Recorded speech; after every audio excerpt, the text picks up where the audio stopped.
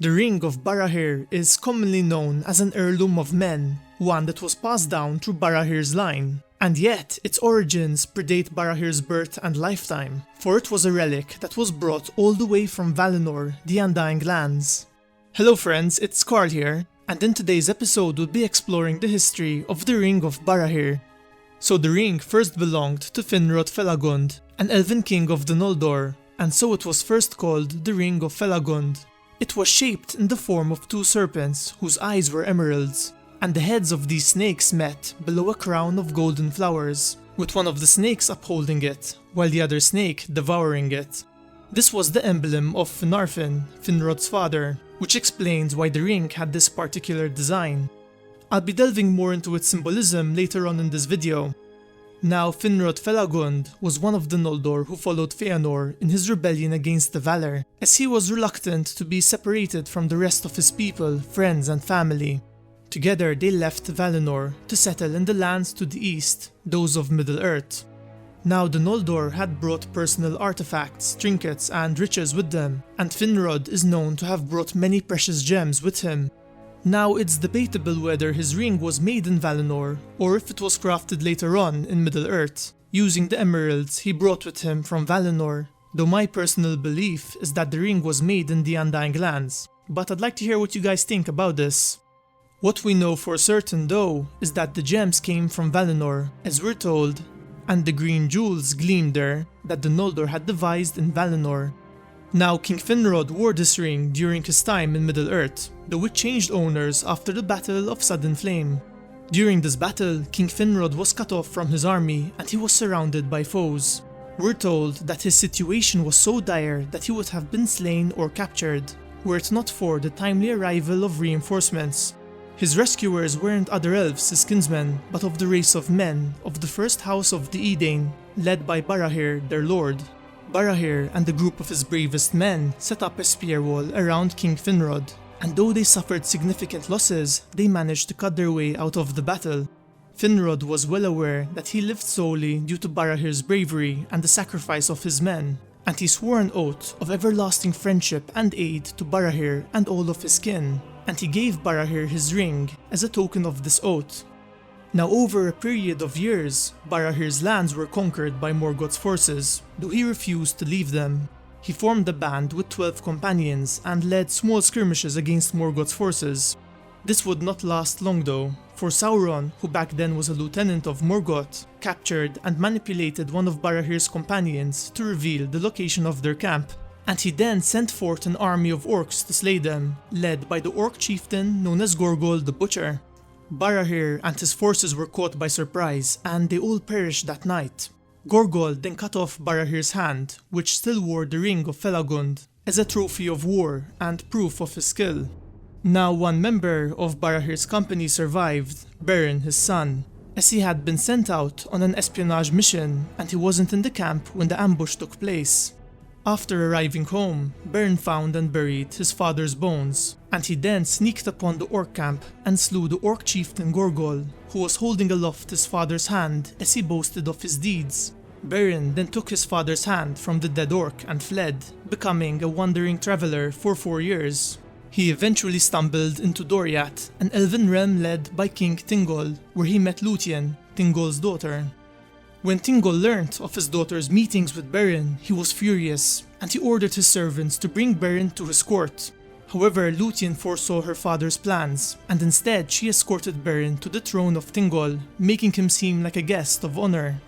Beren then told King Thingol that he desired his daughter, Lúthien, to which King Thingol responded that he would have slain Beren for uttering such thoughts, had he not promised Lúthien that no harm would come to Beren, and he compared him to Morgoth's spies and thralls.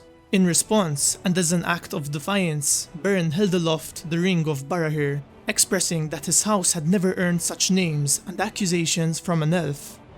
When Thingol recognized the Ring of Barahir, he decided to send Beren on a quest to recover one of the Silmarils from Morgoth's crown, though he was sure that it was a death sentence and that the task was impossible. If successful, he would allow Beren to marry Lúthien if she so desired. Beren accepted this task, and he set forth, seeking allies and counsel, to the kingdom of Nargothrond, where King Finrod resided. Beren knew that elves guarded this land and its borders, and that they would shoot him if he crept into their lands. And so he once again held aloft the Ring of Barahir, exclaiming, "I am Beren, son of Barahir, friend of Felagund. Take me to the king." Thus the elves spurred him, and after seeing the ring they bowed to him and led him to King Finrod. Due to the oath that he swore, Finrod decides to join Beren on his quest, and though they are successful at recovering one of the Silmarils, King Finrod perishes to save Beren from a werewolf. Following these events, Beren and Lúthien were married, and the Ring of Barahir passed to their son, Dior, and then to his daughter Elwing, who gave it to her son Elros, who became the first king of Númenor. Thus, it became an heirloom of the kings of Númenor, though after the reign of King Tar-Elendil, the fourth king, the ring passed to his eldest child and daughter, Silmerian, instead of her younger brother. During this time in Númenor's history, women couldn't become the queen of Númenor despite being the eldest child, and so Silmerian's younger brother became the next king of Númenor. Silmerian then married a nobleman named Elethin of Andúne, and their son Valandil was given the royal title of Lord of Andúne. The Ring of Barahir then became an heirloom of the Lords of Andúne, and so it managed to escape the fall of Númenor, as the current Lord of Andúne, who was Elendil, escaped Númenor's destruction by sailing to the lands of Middle-earth. Here they established the northern kingdom of Arnor and the southern kingdom of Gondor, and the Ring of Barahir became an heirloom of the kings of Arnor. In the year 1356 of the Third Age, the Witch King of Angmar led an invasion on the realm of Arnor, and over the next 600 years his influence grew as he conquered their lands, until finally, in the year 1974, their final city of Fornost fell to his might. The king of Arnor at that time, called Arvidui, fled to the north, and he reached the lands of Forokel, an icy region ruled by the Lozot, also known as the Snowmen of Forokel. The Lozot chose to help King Arvidui by providing him and his men food and shelter until help arrived. Arvidui's son, Aranart, sent a message to Círdan the shipwright, informing him of his father's situation, and Círdan decided to send a ship to Forokel to find and rescue Arvidui. The chieftain of the Lozot warned Arvidui not to board the ship, and to wait for summer instead, due to the dangerous winter seas and weather, though Arvidui ignored his advice. Before leaving their lands, he thanked the Lozot for their help, and he gave them the Ring of Barahir as a token, and told them, "If ever you are in need, my kin will ransom it with great store of all that you desire." He then boarded the ship and set sail, but soon after a great storm arose, which pushed the ship into the icy shore, and this crushed its hull and sank it, leading to the death of all those aboard. The Ring of Barahir was then ransomed to the Rangers of the North, and the heirs to the northern realm of Arnor were fostered in Rivendell. Here their heirlooms were also kept, such as the Shards of Narsil, the Scepter of Annúminas, and the Ring of Barahir. In the year 2952, Elrond gave the Ring of Barahir and the Shards of Narsil to Aragorn, and 28 years later, Aragorn gave the ring to Arwen as a sign of their betrothal. We're not told of the ring's fate in the Fourth Age, though I assume that it became an heirloom of the reunited kingdoms of Arnor and Gondor, passed down to Aragorn's descendants. In the movies, we see Aragorn wearing the ring at times, and I'd like to clarify that this is an invention of the films, as we know that during the War of the Ring, it was still in Arwen's possession. I'd also like to point out that the Ring of Barahir had no magical properties, as King Arvidui says, "It has no power, save the esteem in which those hold it who love my house." Finally, regarding its symbolism, the most relative symbolism I could find are its twin snakes. In some cultures, these are seen as a symbol of diplomacy, and the ring, coincidentally, had a lot of diplomatic uses.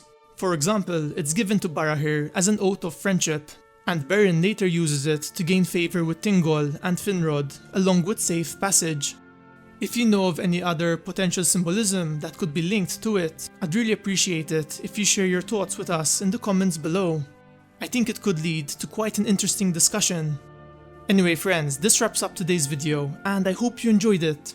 If you can, leave a like, cause it helps this channel immensely, and subscribe to join our fellowship today. I hope to see you all in my next video, where together we can once again explore the magical world and lore of Middle-earth.